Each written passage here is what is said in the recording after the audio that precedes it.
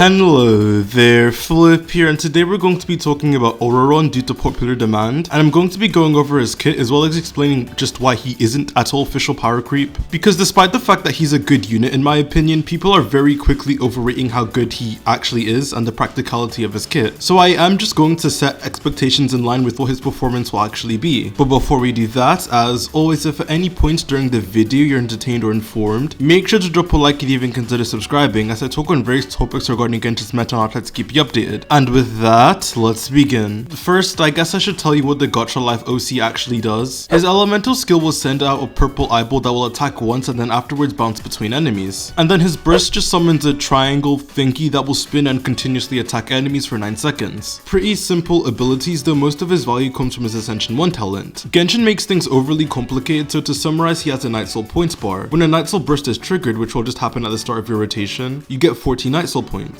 And when you cast a skill, if your active teammates deal Hydro or Electro damage, you gain 5 Night Soul points, and this can occur up to 10 times over the next 15 seconds. So, what do you do with these Night Soul points? Well, every time enemies take Electro Charge damage or when teammates do Night Soul Alliance damage, which is just elemental damage but Natlan racism, Ororon will enter his Night Soul Blessing state to deal 160% of his attack as Electro damage, with an ICD of 1.8 seconds, consuming 10 Night Soul points each time. And this attack will target up to 4 enemies, so it's an AoE attack. All of his attacks are AoE actually, which distinguishes himself from Fischl, who is mostly single target. Another thing to note with his kit is that he isn't a universal Electro scroll set holder. For the scroll set to get its full effect, you need to be in your Night Soul Blessing state, otherwise you just get the 12% damage bonus, like all the non-Natlan characters do, in which the only way for Ororon you can't fucking say this name. I am going to be calling him Batman for the rest of this video. I actually just can't say this name without sounding stupid. In which the only way for Batman to enter the Night Soul Blessing state is if a Natlan character is on his team dealing damage, or if you deal Electro Charge damage. Since the only current Natlan team he will be able to fit in is Chaska teams on his release, and then Electro Charge teams, this means that he just doesn't have one of Fischl's biggest strengths being her flexibility, but we'll touch more on that later. His A4 will give 3 energy to a character that normal attacks after you use his skill, and this can be triggered up to 3 times for a total of 9 energy to himself and whoever normal attacks. Now for his constellations, to be honest, a lot of them are just damage increases to him, which doesn't change a whole lot kit wise or give him any more utility. The only thing he gets which is super valuable and what actually puts him ahead of Fischl in one of her staple teams is going to be the fact that his C6 gives 30% attack to the active character. That is very good because one of Fischl's flaws as an off-field unit is the fact that she doesn't give any support where characters like Yulan, Furina, Xiangling, and even Beidou do. But with Batman's kit out of the way, let's talk about all the things that Fischl does better than him. Actually, I guess before talking about what Fischl does better, I should explain why Fischl is so good first. Because she is more than just damage. The reason I think she's so valuable as a character to build on your account is due to her flexibility, in being able to be used on close to all teams in the game besides Mualani, Nilu, and Cryo teams, enhancing the team's performance while also not being intrusive in the process. And to put that into English, she fits well in a lot of teams and you don't have to build around her kit as she's very straightforward. If you take a 110 ER Fischl with a crit build, you can literally just slap her anywhere. If you want a team for your vaporized pyro carry, Fischl works there, adding in her own damage while helping you maintain a Hydro aura easier through Electro Charged, and also allowing your pyro characters to overload more alongside this. Are you missing a 4th place on your Wanderer team? Great, Fischl slots there. Need to tie together your Dendro teams? Again, Fischl slots there very nicely and helps with seed generation for both Burgeon and Hyperbloom teams. Need to tie together your Chevreuse teams for your pyro or Electro carries? Again, slap Fischl on there, she's a perfect band-aid. I will talk more on this when I make my updated Fischl guide, but yes, she can pretty much be used anywhere. Due to the nature of Batman's kit, he just can't do something like this being tied to Electro Charged. He is the opposite to Fischl's main strength, to where if you want to get value out of him, you actually have to build around his kit, being with Natlan characters or Electro Charged. Currently, the Natlan roster just isn't expanded enough besides Chaska, who he's obviously going to be good with, leaving his team options on release to be very limited. A thing I've seen no one else talk about as well is how Ororon doesn't really work well as Fischl, even in other Electro Charged subtypes like Dendro stuff or Overvape teams. Quick thought experiment, but how are you going to fit him on your Overvape teams that are usually comprised of Bennett, Yulan, and your Pyro carry? Because for him to give the full benefit of the scroll buff, you need Electro Charged already going, and then he will attack. But if you already have Electro Charged on the enemy, you can't react with Pyro afterwards because the enemy will have Electro Charged on them, and not a Pyro aura. Yeah. Since these teams run Bennett too, this means Ororon has to compete with a Bennett snapshotted Fischl, so the damage difference between them is pretty big while he can't really buff Pyro units as well in return. And then in Quick Bloom teams or really any type of Bloom team, there are a lot of issues in using him. For one, he has a big radius on his burst that will apply Electro on hit, so he's just going to steal blooms from your trigger unit, which is something Fischl doesn't do as she targets the enemies the majority of the time. So her application being single target is actually a benefit in this case. And no, you can't use Batman as a hyper bloom trigger. He has a decent amount of downtime after using his burst that has 9 seconds of uptime, and its Ascension 1 talent and skill won't target the seeds, I'm pretty sure. TLDR, he just doesn't have Fischl's flexibility, even with teams based on electrocharged. The next thing he suffers from is energy economy compared to Fischl. This was just buffed thankfully, but Ororon will generate 4 electro particles on skill cast. Actually, I lied, they literally just nerfed him back down to 3 particles. You may want to look at the screen for this section as they'll be updated with the information, but what I say may not match what is on screen. I would normally re-record, but I'm moving right now, so I don't really have the time. Bear with me. He does also have an energy refund at C4, so like, they nerfed his C0, but his C4 makes him better in solo electro teams, which is very impactful for Chaska. Doesn't change much for double electro teams though, so that's it. Back to the video.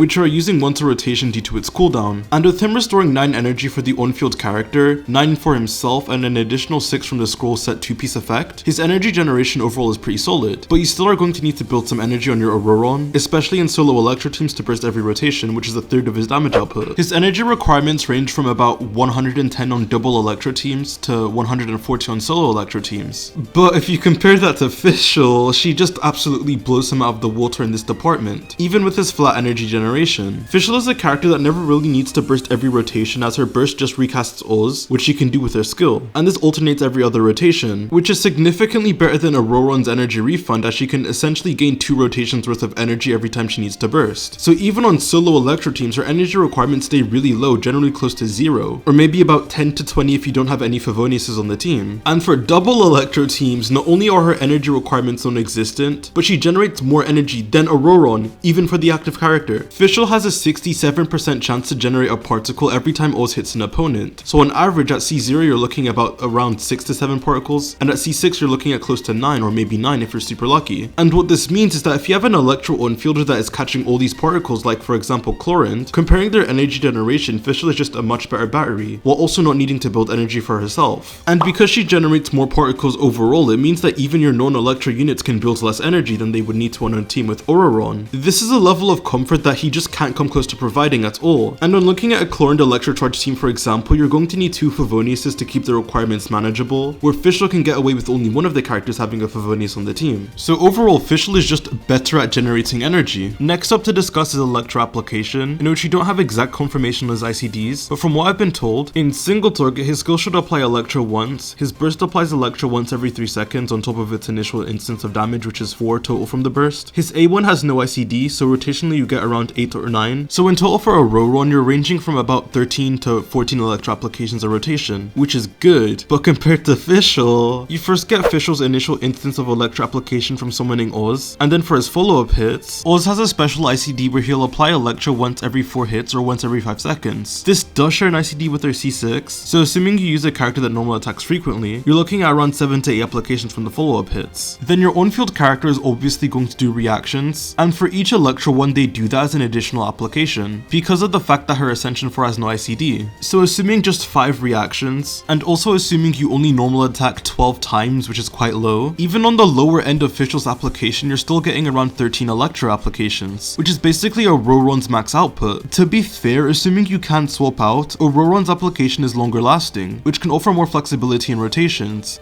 but in teams where you can freely swap out, or in carries that can match Fischl's perfect 25-second rotations, not only will Fischl just apply more, but she will also apply it quicker in shorter windows. And the reason why this matters is because of the electrocharge changes, in which the reaction just does more damage, so characters that can have higher electrocharge ownership will just contribute more damage to the team. And as I explained in my breakdown of the reaction changes, with electrocharge the ownership of whose damage the reaction scales off of is decided by who applies the element last. Because of this, Fischl gets to have quite high electrocharge ownership as she applies a lot of electro faster. But with Batman, not only does he apply less electro most of the time, but he also just won't be able to steal ownership of the reaction as well as Fischl does. Ororon's Ascension 1 will only attack after electrocharge damage takes place, with the 1.8 second cooldown before it's able to attack again, and electrocharge usually ticks about once every second. This means that unless you get lucky with his burst applying electro, other applicators on the team are very quickly going to get ownership off of him before electrocharge ticks again, making him do just even less damage overall. And his application being AoE doesn't matter either, as your on-ammo units also apply electro and AoE from swirling, and electrocharge's ownership against a group of enemies can still change in single target, like I explained in my reaction video, so in this regard he also just doesn't have Fischl beat. The last thing he doesn't do as well as Fischl is damage. I feel like I don't really need to go into that much detail about this. Even on electrocharged teams, which are Ororon's forte, he does a quarter less damage than Fischl, and this just gets even worse when you realize that Fischl can snapshot, and therefore when you stack buffs on her,